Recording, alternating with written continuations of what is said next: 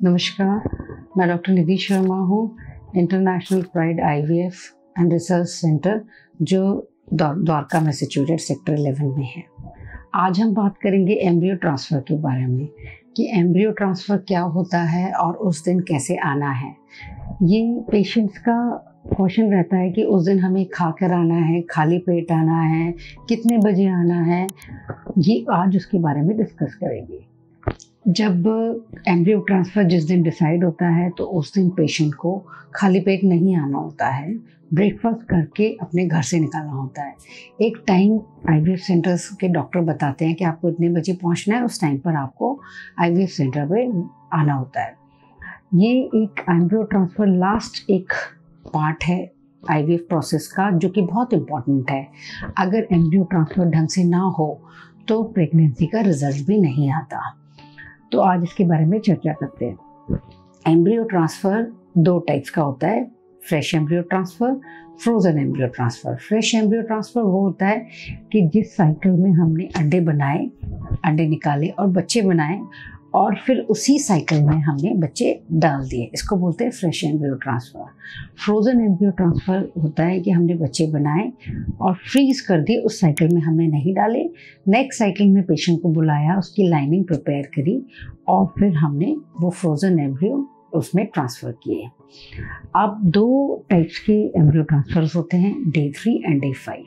कुछ IVF centres day 3 embryo transfer करते हैं, कुछ डे 5, जिसको ब्लास्टोसिस्ट कहते हैं। हमारे यहाँ फ्रोज़न एम्ब्रियो ट्रांसफ़र होते हैं एंड ब्लास्टोसिस्ट हम ट्राई कराते हैं कि हम ब्लास्टोसिस्ट ही ट्रांसफ़र करें।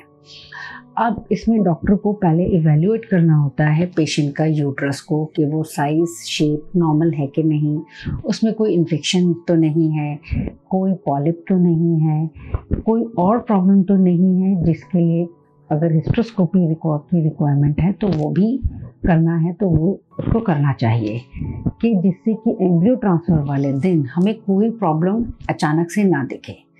तो पहले यूट्रस को डॉक्टर को इवैल्यूएट करना होता है कि सब ठीक है, उसके बाद ही प्लान करना होता है। फिर आता है कि ब्रेकफास्ट करके, जैसे मैंने बताया कि पेशेंट को ब्रेकफास्ट करके अपने घर से निकलते हैं और फिर एम्ब्रियो ट्रांसफ़र के लिए आते हैं। एम्ब्रियो ट्रांसफ़र से पहले डॉक्टर्स के साथ कपल डिस्कस करता है कि हमारे कितने एम्ब्रियोज बने हैं और उनकी क्वालिटी क्या है, ग्रेडिंग क्या है और कितने, उसके हिसाब से पेशेंट से डिस्कस किया जाता है कि कितने एम्ब्रियो ट्रांसफ़र किए जाएं।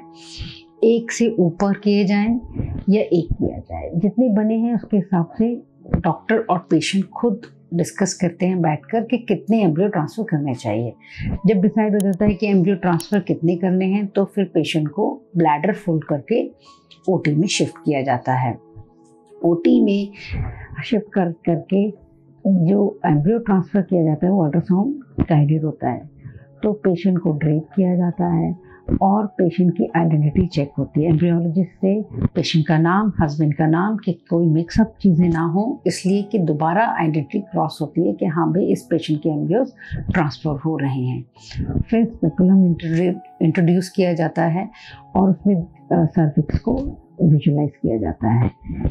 उसके बाद जो हमारे एम्ब्रियो ट्रांसफ़र हैं वो एक कैथेटर के द्वारा होते हैं, जिसका एक आउटर पार्ट होता है कि ना, आउटर पार्ट को अल्ट्रासाउंड गाइडेड इंसर्ट करते हैं और इनर एम्ब्रियोलॉजिस्ट को दे देते हैं। एम्ब्रियोलॉजिस्ट उसी टाइम इंक्यूबेटर से एम्ब्रियो निकालते हैं और उसको लोड करते हैं कैथेटर में और वो क्लिनिशियन तक लाते हैं। क्लिनिशियन उनको आउटर के थ्रू इनर इंट्रोड्यूस करते हैं अंदर और एक पॉइंट पे जाकर यूट्रस, जहाँ बेस्ट पॉइंट होता है एम्ब्रियो ट्रांसफ़र का, वहाँ पर ले जाकर धीरे से पुश कर देते हैं। ये जब एम्ब्रियो पुश हो जाते हैं तो फिर कैथेटर आउटर के साथ निकाल लिए जाते हैं। फिर ये एम्ब्रियोलॉजिस्ट को दे दिया जाता है। एम्ब्रियोलॉजिस्ट उस कैथेटर में चेक करते हैं कि कोई एम्ब्रियो रिटेन तो नहीं हो गया। ये सारा प्रोसीजर अल्ट्रासाउंड गाइडेड ही होता है, जिसमें पेशेंट खुद देख सकता है कि उसका एम्ब्रियो कैथेटर कैसे गया आउटर, एम्ब्रियो कहाँ ट्रांसफ़र हो, कैसे हुआ। जब एम्ब्रियोलॉजिस्ट इनर चेक करते हैं, आउटर चेक करते हैं कि कोई एम्ब्रियो रिटेन तो नहीं हुआ, अगर नहीं हुआ है तो वो बोलते हैं कि सब क्लियर है। उसके बाद स्पेकुलम निकाल लिया जाता है और पेशेंट को ट्रॉली में शिफ्ट किया जाता है। ब्लैडर फुल करने का महत्व ये है कि उससे अल्ट्रासाउंड में क्लियर विजन आ जाता है कि कैसे कैथेटर जा रहा है और कैसे एम्ब्रियो ट्रांसफ़र हो रहा है।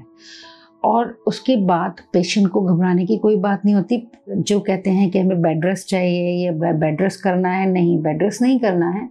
15 से 20 मिनट में आप उठ सकते हैं और आप अपने घर जा सकते हैं। जो मेडिसिन 15 दिन की दी जाती है, एडवाइस की जाती है, वो लेनी होती है। जैसे जैसे डॉक्टर आपको टाइमिंग्स और कौन कौन सी मेडिसिन एडवाइस की है वो उसको आपको अकॉर्डिंगली लेनी होती है।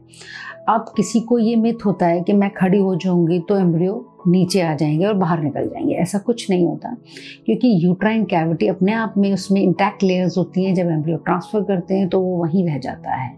दूसरा ये कि एयर बबल एक बाहर की तरफ और एक अंदर की तरफ होता है और बीच में एम्ब्रियो होता है, जो कि उसको नीचे आने के लिए अलाउ नहीं करता कि एम्ब्रियो नीचे आ जाए। तो ये एक मिथ है कि मैं खड़ी हो जाऊंगी तो एम्ब्रियो बाहर आ जाएंगे।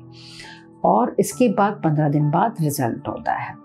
आपको मेरा वीडियो कैसा लगा, आप इसके रिगार्डिंग बताइए। और कोई इसके अलावा इसके रिलेटेड कोई क्वेश्चंस हो तो नीचे गए नंबर पे आप कॉल कर सकते हैं और या फिर मेल कर सकते हैं। नमस्कार, थैंक यू।